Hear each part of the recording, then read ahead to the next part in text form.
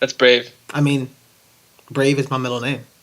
And welcome to the Down in Front Podcast, the official podcast of downinfrontpodcast.com. I'm your host, Warren. With me, I have my best friend, Mocha. It's just going to be us two today. How's it going, Mocha?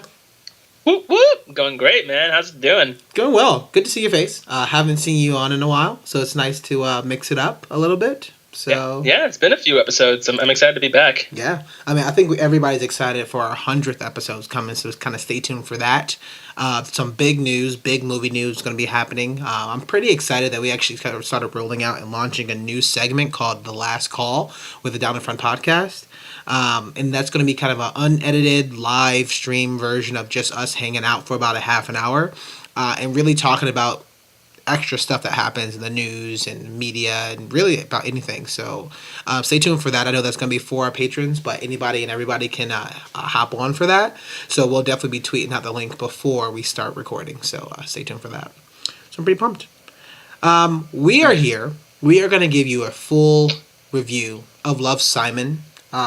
Literally, I think it's one of the most romantic movies I've seen in a long time.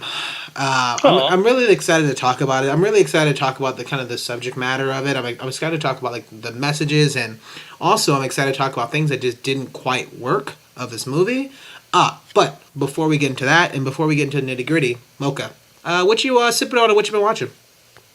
So as for what I've been sipping on, leading up to this episode tonight, I sipped on a liter of beer at my local brewery. Shout out to Queen's Brewery. They only serve in liters and half liters, and I'm not a half man. Therefore, I drank a liter before I showed up for this show.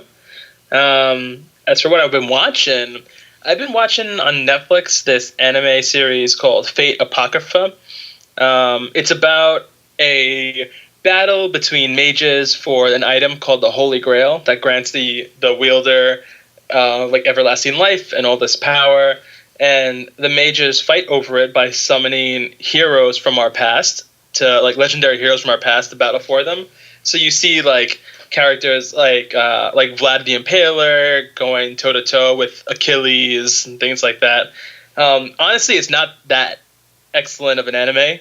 I don't really care for it too much, but it's got some great animation, and I've really been watching it while I do cardio at the gym. But that's what I've been going through lately. Nice. There you go. I mean, that sounds awesome. You say that's on Netflix?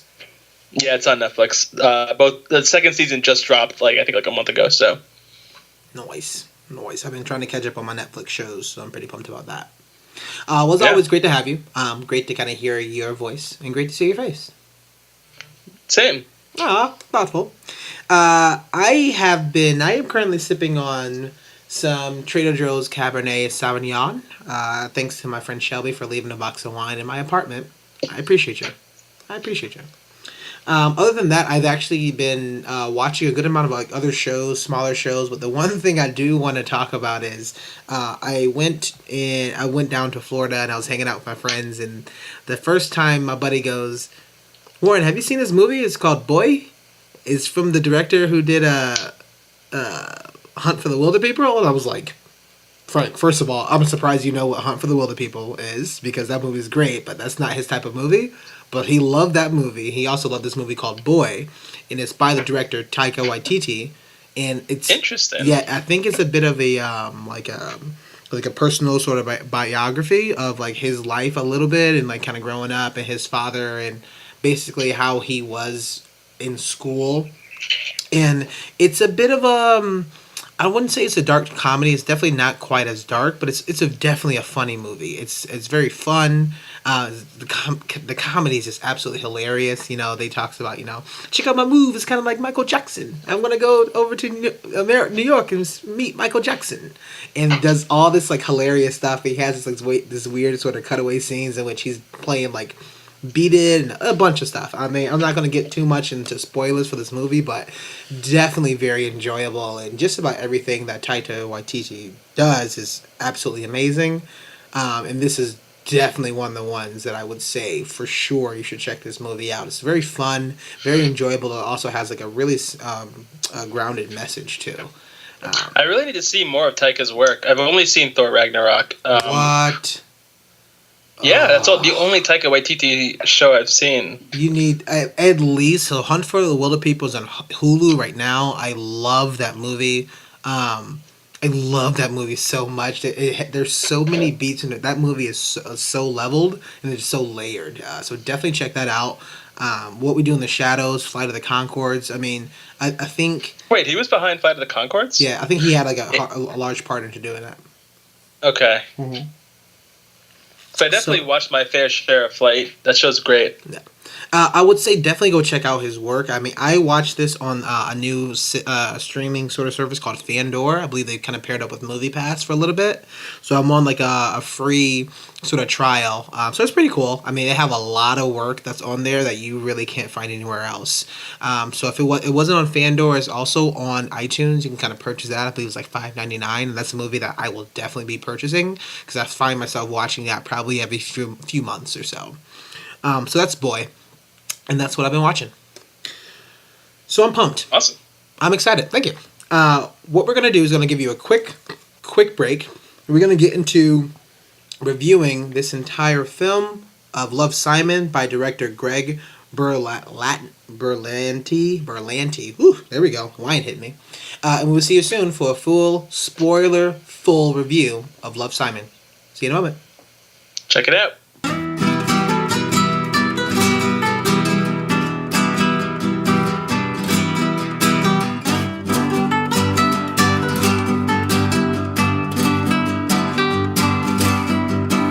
And we are back. We are the Down in Front podcast. It's myself with Mocha Mike. We're going to be hanging out and giving you a full review. I would just say if you haven't seen the movie Love, Simon yet, you probably want to pause because we will be spoiling the movie for you.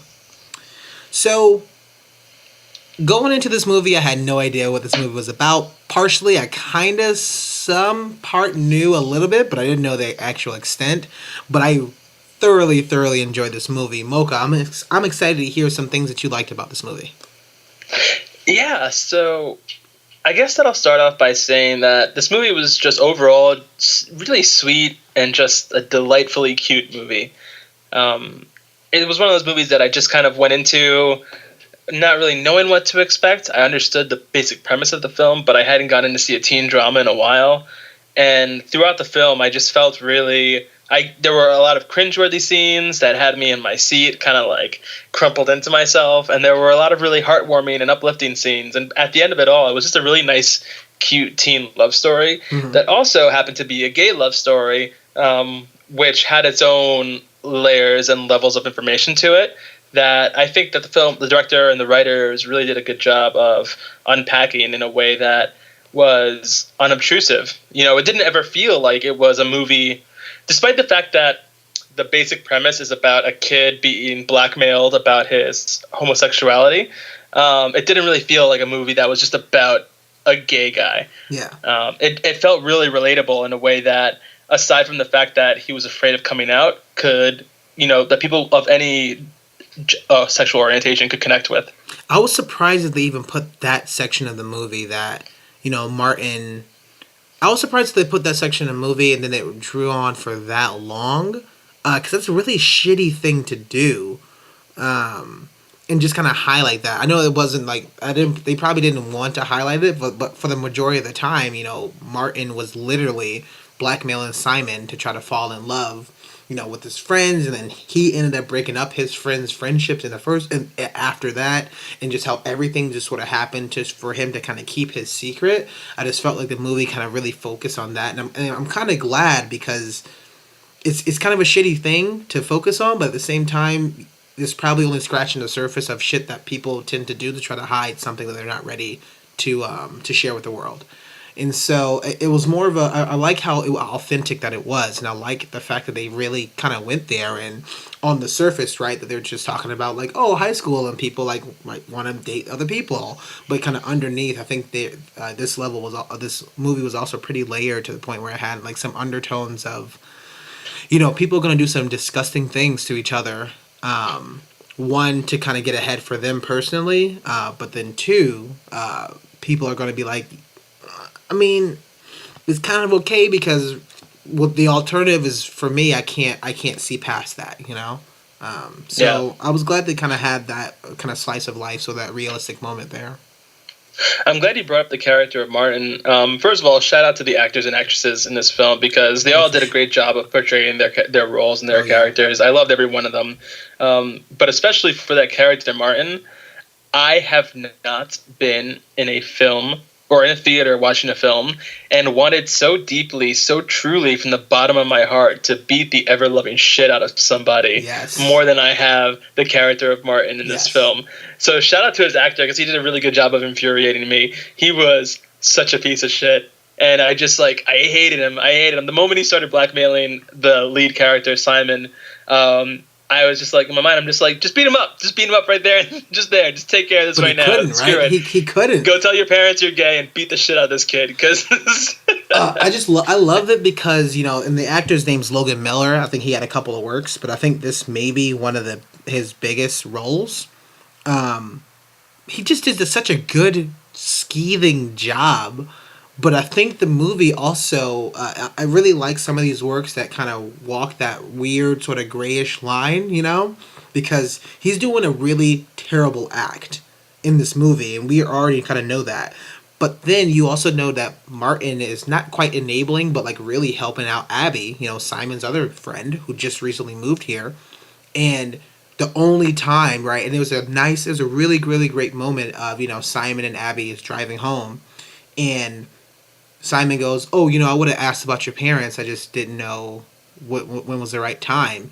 Martin didn't even know Abby and was able to kind of get there, kind of break down those walls and kind of open up this character to kind of share her story. Her story's too sad and makes people upset. But he was able to kind of get there and kind of at least kind of show her that you don't have to be, I deserve a fucking superhero moment. I thought that was a great, a strong moment in a fucking Waffle House. But then you realize, you remember that, fuck, Martin's a shitty character, though. He's doing something very terrible. And he's also a broken and a very sad character because even later on in the movie, right, he's the one who then posted everything about Simon and kind of outed him for that. And I love that moment that Simon says, fuck you, that was my moment. I absolutely love that moment. And the fact that in this movie they did not give him a chance, Martin, to redeem himself, I also love that part, too, because I like when it's more realistic. Shit happens. Shit's dirty. Shit's gritty. And you can't just tie up everything in the bow and says it's okay.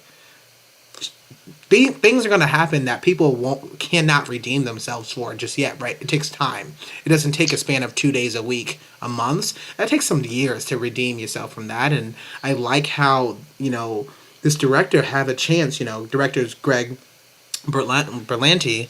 He really kind of showed that because it almost as if it kind of took me a bit back to high school, but it showed a more realistic approach to it. Yeah. Fun fact about Logan, the actor who played Martin, he was in The Walking Dead. I don't know if you, Warren, as a Walking Dead fan, remember him, but he is one of the kids who lives in the kingdom, the one who trains under Morgan on how to use the staff. Mm-mm. All right, maybe you're not up to that season. Not up to that one, yeah. But cool. Yeah. But yeah, he was in The Walking Dead for a couple of episodes. That was the last time I saw him, which is why he looked familiar to me. And in The Walking Dead, he is super endearing. He's the moment you meet him, you like the kid and you want to root for him. And it was the exact opposite in this film. So he's definitely got a bit of range there.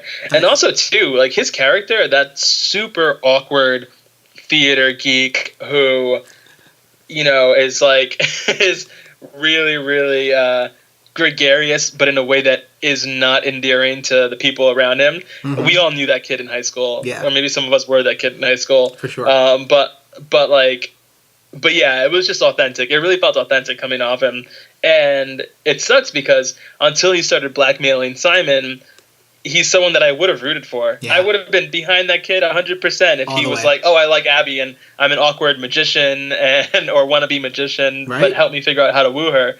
But he went straight into the realm of blackmail, and I just hated him throughout the entire movie. I was seething every time he was on screen. Even the point, right, that you were still rooting for him, and he has some great moments because Simon goes to his apartment or their house, and he goes, "Oh, you don't have. Do you have anything that girls don't want to read your shirts?" And he starts judging him. He's breaking him down. He's like, "No, look. I don't want you to change my look, right? I want you to. I want Abby to like me for me." And I'm like, "Fuck, that's a great. I hate you. But it's a really great writing, and I think, and it's like some great acting and some great sort of character work to make it so you really don't want to hate this kid, but you really hate this kid, but you're like, I should really hate your guts, but it's really difficult to hate your guts. And it's tough. The writing was pretty clever and pretty on point. In that same scene that you're talking about, where Simon goes to Martin's home and tries to help him figure out his wardrobe for how to woo Abby, one of Simon's lines is he's going through his shirts, and they're all these like classic like graphic tees that have different kinds of puns on them and like inside nerd humor. And he just looks at him and he goes, "Girls don't want to read your shirts, Martin." Right? I had a good laugh at that. I was like, I wish like junior high me had gotten that advice from someone. I definitely had. I mean, I went crazy on those boot shirts for a while, but that was more college, so it's like it was a little about right. Yes. What is some other ones you have? Yeah. So this movie was really fun. It was really lighthearted. It felt a lot like a modern day John Hughes film, more than any other teen movie I've seen since the 90s. It just felt really fun, and it felt kind of magical the way the story played out, but it also didn't run over the kind of tropes that you typically see in teen drama films. Like, they could have easily had this film have its big climax in the end of year dance or ball, which is what every other fucking like teen movie does, and they didn't. They took a different route on that and had it tied it into the carnival and the Ferris wheel that the mysterious blue character, had initially Instagrammed about at the very beginning of the movie. So they did a really good job of containing the story within the world that they built, and also doing it in a way that, honestly, in terms of the beats, is similar to other teen movies we've seen. Yeah. But in terms of the locations and how it rolled out, was completely unique. Yeah. And it also like approached sexuality in a really like sweet and normative way. The movie doesn't take a lot of time convincing the audience or trying to convince the audience that it's okay for Simon to be homosexual and to be having trouble like coming out about it. We get a montage, a vocal montage in the beginning where he's explaining his reasons for why he hasn't come out yet, and a lot of them are the types of reasons that you'd hear from people who you may or may not know who are like out homosexuals, about why they haven't. He says like, why do people have to come out as gay? Like, no one comes out as being straight. That's not fair, and this and that. And that's a thought that a lot of people have, and it was very frank about it in a way that wasn't apologizing for what Simon was, and it wasn't trying to pander to the audience and like oversell it.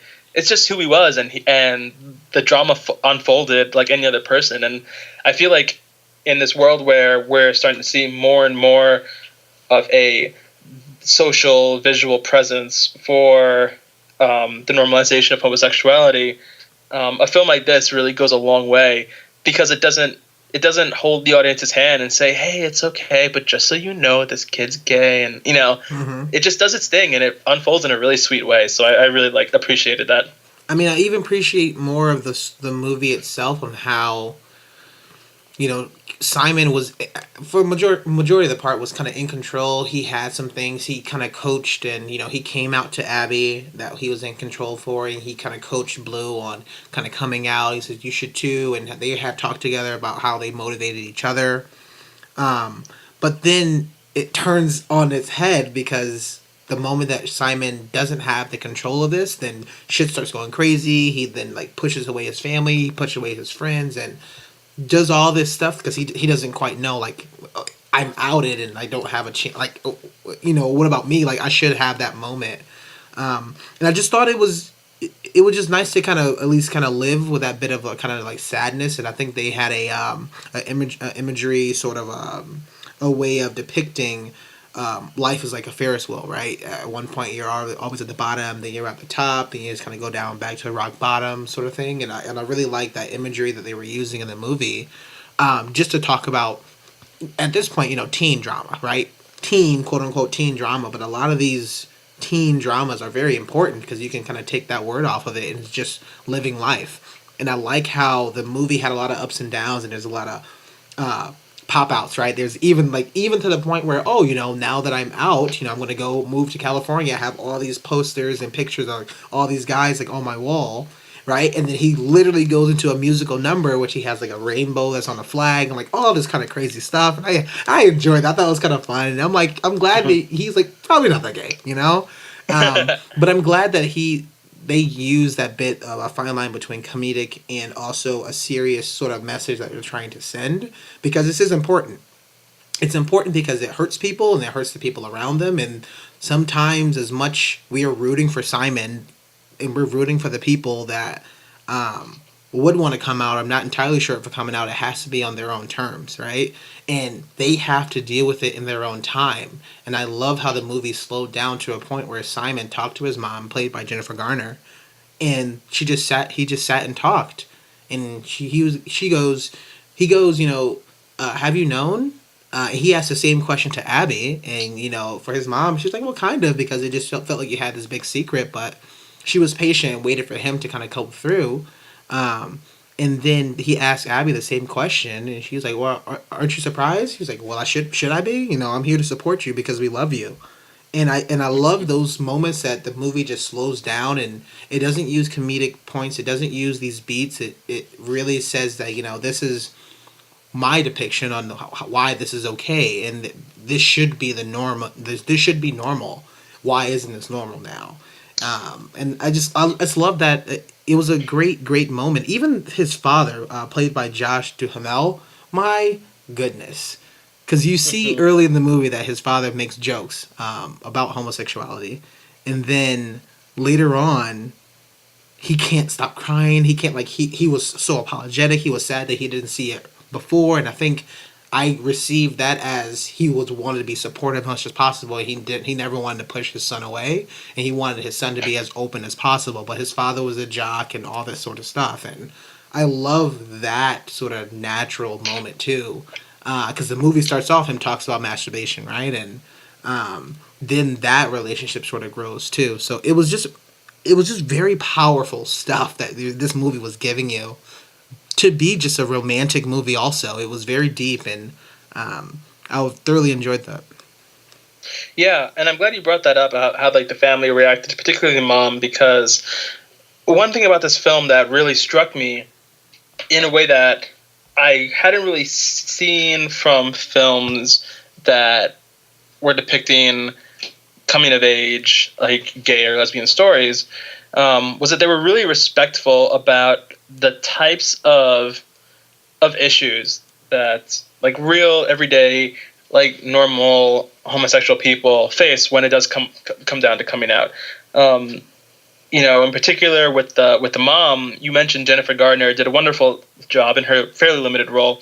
After he comes out to the family on Christmas morning, things get awkward for a little while, and they don't really know how to like talk to each other. And that was Simon's biggest fear, but also it's also a self-fulfilling prophecy, because he becomes so uncomfortable with the situation that he disconnects from his parents. Mm-hmm. But when he finally does talk to his mom about it, after the initial coming out, he says to her, like, as he said, did you know, or did you have any idea? And Jennifer Garner says, I knew that something was bothering you. And she said that you used to be so full of life and this and that. And for the last few years, it's just felt like you were holding your breath. Yeah. And the first thing that Simon says to his parents when he comes out during that awkward silence afterwards is, hey, I'm still the same kid that you've known. And just Jennifer Garner says, like, you can exhale now, and yes, you're still the same person that we've always known, but now you get to be a truer version of that person that we've always known. And that is really deep and also really like impactful and moving, to have someone that this character loves so deeply, his mom, to be able to make that acknowledgement for him, that he didn't have to debate that with her. She's just like, yeah, you're the kid I know, but now you can be more of who you really are. And that's just like, it was just a beautiful moment. And I feel like things like that aren't really shown in a lot of coming of age, like movies that include homosexuality. A big one that I saw that really was moving for me was when after Martin exposes Simon for being gay to the school on the secrets blog that they keep running for the entire high school. MySpace. Martin confronts him in the parking lot and says, "Hey, I'm sorry, I was just trying to take people's attention off of me, blah blah blah." And Simon turns around and he's like, "It wasn't your right to make me come out. Like, you took that moment away from me." And that's one of those things that I don't know what the situation was with the writers, if one of the writers was gay or if they had people that were close to them that were gay and they had a good sense of this. But it's true, like the moment for a person who is homosexual, bisexual, queer, whatever, the moment they have when they make the decision to come out to their loved ones is a special moment. It takes a lot. It's a culmination of them coming to terms with the feelings that they felt, as well as generating the strength and the bravery to confront people that they love, to say something that could potentially like hurt them and their relationships for the rest of their life. And that's a very special moment, and you only get that moment once. Mm-hmm. So for Simon to turn around and say, "Hey, you stole that moment from me," that's some real shit right there, because you don't get that moment back, and that's also not something that people think about when non-queer people think about coming out or being homosexual. That it's a really powerful moment for someone to get to the stage where they are willing to say, "This is the time where I'm going to make this exclamation to people." Yeah, I mean, I absolutely love that part. It's probably one of my favorite parts of the movie, just because there's so much subtext. Talking about them being in a theater, there's so much subtext that's behind those words and that entire sort of scenario. I think it was done perfectly, and then it's kind of there, and then it kind of happens, and you figure out what happens to the movie. Mm-hmm. And yeah, it was cool because a lot of times when we get movies about gay coming out stories, it's very dramatic. It's someone who is in a super religious family and the family chastises them and kicks them out, or it's they come out and they're physically assaulted by the people that they thought they loved, or are told that they don't want anything to be done with them. But what this movie did was show that, hey, even if you have a really loving, caring family, it's still an immensely difficult thing that comes with its own set of unique problems, even if your family is overall accepting and loving. Yeah. It's not easy, period. So it was just really cool and a really authentic screenplay that I appreciated. Oh yeah. Yeah, I mean, I'm excited to talk about another win / this something that I was kind of a bit upset about on the movie was because the character of Ethan. And I think you texted me before I was going to watch this movie later on, and you says, "Hey, look out for this character, Ethan, because I think this character is Ricky." And I'm like, all right. I don't know the context there, but all right, cool. Like, he has like his hair is like down, and so Ethan is a character that had already in this movie was the homosexual kid in high school, and I think they have moments in like just about almost every time Ethan was on screen, I believe. There was always like some jocks or these guys that was making fun of him, and he always had the best, like absolutely eviscerating comebacks to these guys. And I just thought it was like awesome to see that character being so strong, and how Simon was just always kind of around. And so I love that character. I love how that character was kind of in this role. I love how that character kind of showed that it's okay, and like even he consoles kind of Simon and says, "You could have told me." When they both were in the like the principal's office, like, you could have told me. I don't. He's like, I didn't think we had anything in common. And I think that was kind of Simon's sort of rebuttal. So I really, really enjoy this character. Just the fact that it talks about like such the difference between these two characters. But my only thing was I really wanted a bit more focus on Ethan's character, and I really wanted to see more than a couple of not throwaway lines, but a couple of lines that was on the side. It's just because things happened way too convenient and way too rapidly. It felt like the movie was trying to just show them, but not quite unpack them. Did you pick that up at all?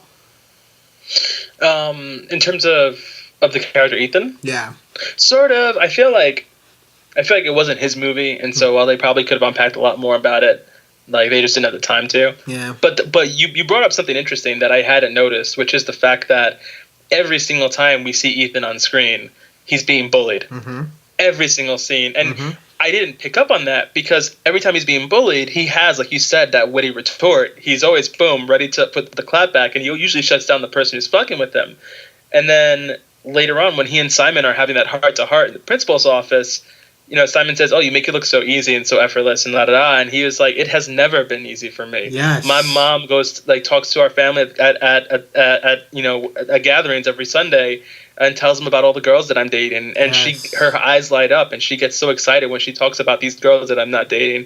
Life ain't easy for me." Yes. And that was just that itself was it's a really like touching moment too, because you see this character who's just strong every single time you see him. Mm-hmm. And then when you get a chance to finally actually sit down and have a conversation with him, you find out, no, this is hard for me. And like being that witty person who claps back all the time is all that I can do. I guess the issue that I was so this kind of talks about like one of the things, and it's literally not many, but this is one of the big things that I didn't like about the movie was, you have already established this strong character, Ethan, who's already a gay character who's completely in his own. Then you have this Simon character at the time was kind of closeted, but then was outed. And you can see that you have a very, very strong character. Shit goes wrong for him literally every time he's on screen, right? Or somebody's bullying him and he can like ward that off. But then you have the Simon character that the moment that he's like outed, right? You got the two jocks that was like making fun of him in the lunchroom. And the only time you have somebody else stand up for, a character in this movie that's gay was when Simon's outed. And you see 3 moments before that, you have the principal that was there at the pep rally, you have the teachers that was there, and nobody said anything about, Ethan being bullied, and nobody said anything about what was kind of happening and if there was any issues there. But then the moment in the movie, and this is more of that when the movie kind of takes a step out, and I know that it's a movie, right? It's not as realistic. The moment that he's outed, then it's the drama teacher stands up for him. Then the principal who tries his best, but he had to talk. And then you have like these intervening sort of moments of people kind of standing up and showing like their support and defending Simon. And I think that rubbed me a little bit of the wrong way. I had a bit of an issue with it because I just felt that, in the back of my mind, I know this is not Ethan's movie, but it's really difficult to tell me, you just showed me that, where's the support for Ethan? But all this support, and we've already seen his family, right? And we already seen his friends, but where is the support for Ethan's character? And going further, right? Where is the support for other characters, other people that could be potentially gay in the school at all? And I think that's one of the biggest issues I have with the movie. Well, it's interesting you brought that up, and I don't know if this was intentional by the writers, and if it was, then it was subtle and brilliant, and if it wasn't, then they unconsciously touched on something that's very real within the gay community, which is the fact that Simon passes. And what the phrase passes means is when somebody is able to appear as straight and cis being like someone who identifies with the biological gender that they were, or biological identity that they were, or a gender that they were identified with on birth. So he passes as a straight guy. Even after he comes out, he's just Simon, and he's just like a dude. But as a result, it's less foreign, less strange. And in the real world, there are certain, privileges that are just inherent with individuals, whether it's in the gay community, lesbian community, queer community, trans community, that are able to pass as the thing that society expects them to be, versus the people who live, whose personas or behaviors make it clear that they are someone within the LGBTQ spectrum. And so I don't know if that was intentional on the writer's part, but that's an important point to think about. The fact that people who can pass, whether they're gay, straight, gay, lesbian, trans, are afforded certain privileges in the world because it's easier for non-LGBT people to connect with them and therefore empathize and therefore actively provide support as opposed to being forced to provide support. So that was a really interesting take that I hadn't made that connection with until you mentioned that earlier. That's a good point. Yeah, it's it's something that I was kind of think. I was looking at the movie and I'm like, I really like it, but it's a little odd, and I wasn't sure if it was because the color of the character's skin. Ethan being black and Simon being white, and the two bullies, one was mixed, kind of black, and the other one was white. And so I wasn't entirely sure to kind of what to make of it and what to think of that, but I know that I took away from exactly what are you trying to say, and that was kind of tough for me. So that was something I was like, I just wasn't kind of the full kind of buy-in for that. But I love everything. I felt like everything about Ethan's character. I absolutely loved everything that he was doing. Ethan was great. Ethan slayed every scene he was in. Right? And such a heartbreaking... That moment that he's talking about his mom was such a heartbreaking moment because it's right after, like, a really tough moment, and then the screen... everything kind of slows down, and you have these two characters sitting there talking and have a conversation, and we see it earlier with Abby, we see it earlier with Simon and his mom. I really like how everything just kind of slows down, and they can just have that very intimate moment. Even with Simon and Leah, I think that was a very powerful, very heartbreaking. That was a very, very heartbreaking moment too. But I think it was very. I'm glad that they put those moments, and I'm glad that the script had a chance to kind of slow down and really explore just a little bit of these characters' lives outside of it. Because in the end of the day, right, I'm going to be one person. I may hear 2-3 things at a person. I'm like, oh my gosh, but I never have a chance to kind of follow up. And that could be why, right, we don't find out more information about Ethan. Could be. But I just think that was like, I would love to have more information, and I was kind of upset about the depiction of him. But it's also, I love the character. So. Yeah. Yeah. So. But I mean, the last thing I do want to kind of talk about is the ending. What's your thoughts on the ending of the movie? What specifically about the ending? Oh, so I mean, him finding Blue at the Ferris wheel. So I was super excited that Blue was who we wound up being. I wish I could remember the name of the kid. Bran. But what was that? Bram, yeah. Mm-hmm. I liked Bram from the get-go, and they did a lot in this film with misdirection, with intentional direction in the get-go, and then a lot of misdirection as the movie went on to get you to think that it wasn't Bram no matter what. It wasn't Bram. But I liked Bram. He was charming. He was a cool character. So I'm glad that the kid that wound up being behind the Blue account was him, especially since he and Simon already had a connection, already knew each other. It felt more realistic that they were able to just embrace the love that developed via these email exchanges, rather than it being some like random kid sitting on the Ferris wheel with him. It was cool, and it also liked the fact that it wasn't a clean and easy coming out situation for him either. Simon gets outed by Martin, and he immediately messages Blue and says, "Hey, listen, like I know you're in a place, you're on vacation with your dad, and you don't have signal. But when you come back, here's what happened. They outed me. They put our emails out there. No one knows who you are. But please don't let this freak you out, and don't go away. Like I need you." And he came back and he was like, "Listen, man, like I'm sorry, it sucks to suck, but I'm not ready for this shit." Yeah. And like that's some real stuff, like it's scary to come out. That is not an easy thing to do, even if there are other examples of people successfully coming out around you. It is not easy, especially for Bram, who has the added issues of being like half black, half Jewish, which means that there are all these religious implications as well as this, the cultural implications from being from like people of color tend to have a harder time coming out than white people. It's just part of the experience. And so seeing that it wasn't just an easy sort of like, okay, I love you, like, let's meet up thing, and Bram had to watch Simon embarrass himself and put himself out there in front of the entire school for like 30 minutes riding this freaking Ferris wheel by himself to finally find the strength within himself to come out and engage this person that he had fallen for. It was more believable that way than than any other route they could have gone. Yeah, I like everything that had happened there. I didn't really too care much for like Martin's kind of comeback and his redemption moment. I was kind of hoping that they would kind of get rid of that, but I'm assuming he was going to come back at some point. But I just like the misdirection for sure, because I was thinking in the back of my head, I'm like, I wonder if it was like a woman that's blue, right? I wonder if it was like a girl, or I wonder if it was like kind of a trans character, like something that we haven't quite seen before. Like how would that play out? How would that like change things?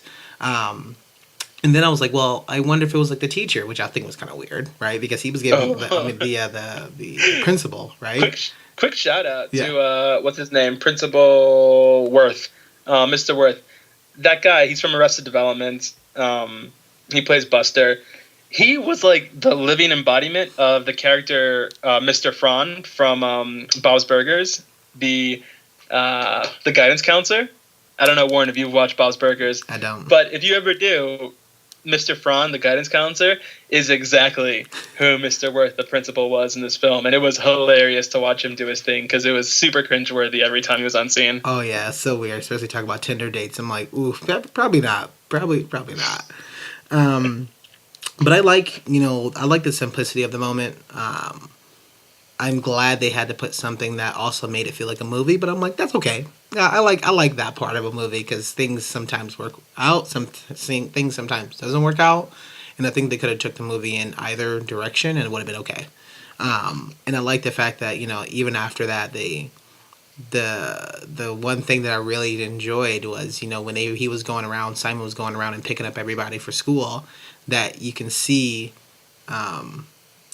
That they go and get those iced coffees, and then they have 5, and there's 4 and 1 in the middle, and I'm like, oh, he's picking up Bram. Come on, I thought that was great. I love that part. I was like, God damn it, that's amazing. And so he picks up everybody, and then they don't even go to school, and they kind of drive away somewhere else. So I thought that was kind of a great way to kind of end a very, very solid, a very joyful and very thought-provoking movie also. Yeah. So, lasting thoughts and impressions. I'll toss it over to you, Mocha, and tell me lasting thoughts for Love, Simon. Yeah, as far as my final thoughts for this film, if you enjoy teen coming-of-age movies, if you have a longing for the John Hughes era and are looking for some nostalgia of the 80s type movies like Pretty in Pink, those sort of magical teen movies that work out in the end, go see this film. I don't think that from any of the trailers that I saw, Love, Simon depicts itself as endearing a way as it actually was experiencing it. And I know that if I wasn't for this podcast, I wouldn't have gone to see it of my own volition, but I'm totally glad I did. It was a super sweet movie. If you have a gay friend or a gay family member, go see this movie. It might help put into context some of the greater humanity going on there. But yeah, this is definitely worth watching, whether you see it in theaters or when it comes out on digital download and Netflix in the near future. Yeah, just an absolutely perfect date movie, as a perfect many different type of scenario movies to go watch and see. I love more the movies that's a little bit more thought-provoking, that has a really solid message, or has a message that could be construed and conveyed a bunch of different ways, but at least have a positive role models and positive kind of parental figures, especially during a teenage or high school year movie. Something's happening to the teenager, right? Like, who is this person? So who is this thing? So who is this person's sort of support system? And I really like the fact that they kind of show the parents, and they show the friendships, and they show like other characters. Ethan, in this particular case, they show the principal character, and they show these characters that are, the main characters, the protagonists, sort of support system. And I really like a lot of movies that really kind of lift it up and says, ultimately, it's okay. You're fine. You are the same person that you're always going to be. You could just be different or not. But in the end, it's okay. And I like that about this movie a lot. And I think that movie, you really get the sense of that throughout this entire movie of Love, Simon. Cool. So with that, we are the Down in Front Podcast, the official podcast of downinfrontpodcast.com. Mocha, where can we find more of your work? Yeah, you can find me on Twitter, outing high schoolers at Mocha Mike Li. Oh. That is Mocha Mike Li, as the Lord intended. Unfortunately, it's not Mocha Mike. The person who owns that name was driven out of town after spending a little too much time around the local high school, and now I can't find him, so I'm still stuck at Mocha Mike Li for the time being. Aside from that, you can find me some of my photography work at Instagram. Mocha Mike is my username there. Please check it out, as well as see some long-form reviews about the films and TV shows that we talk about here at Medium. That's medium.com/@MochaMike. And you can find all our work at downinfrontpodcast.com. We have a Facebook, facebook.com/downinfrontpodcast, or Twitter is _GIFP, as well as our Patreon. So we have just been signing up a bunch of people. We're excited to roll out a bunch of new tiers, and one of my favorite tiers is the Prices on the Can. Arizona Iced Tea. Prices on the Can. Prices on the Can. Ooh, we how much released is that price on the can? 99 cents. It's actually on dollar, but it's only 99 cents. What happens that you're actually going to be helping us kind of go and kind of keep doing the show. Any and everything is kind of amazing, as well as you're going to be signed up to hang out with us on our official Discord. So definitely go check that out. You're going to be getting episodes early. You're going to be getting only our patron only episodes, and that's going to be our last calls and other kind of small projects that we're going to be working on. So definitely check that out. Patreon.com/downinfrontpodcast. Yeah, it may not seem like much, but if you like listening to our show and can afford $1 a month, please send it our way. Yeah. We take all that money and try to put it back into the podcast in order to keep making quality entertainment for you folks out there. So give it a thought next time you get a chance. Definitely go check it out. And we want to say thank you so much for your time for tonight. We are signing out. And we'll see you later. Bye. Love is love. Love is love. Love is love.